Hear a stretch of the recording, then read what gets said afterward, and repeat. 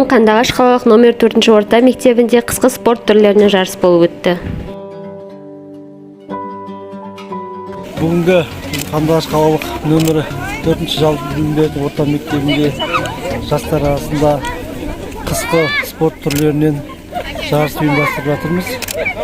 Бүгінгі 24-ші олимпиаданың ашылуына байланысты жарыстың мақсаты жастар арасында қарым-қатынасты нығайту, достық қарым-қатынасты күшейту мақсатында бүгін осындай қысқы шара ұйымдастырып жатырмыз.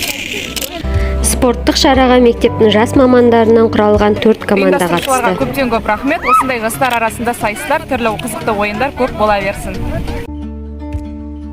Олар шаңғы, биатлон және қар үстінде арқан тарту сайыстары бойынша сынға түсіп, бақтарын сынап, баптарын көрсетті.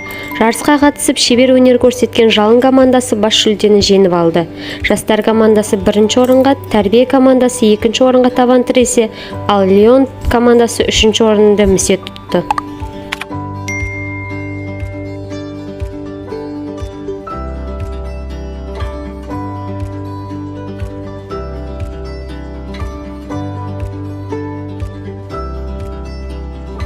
Арнайы мұғалжар үшін Әйгерім Дарханқызы, Зайырбек Зайытұлы.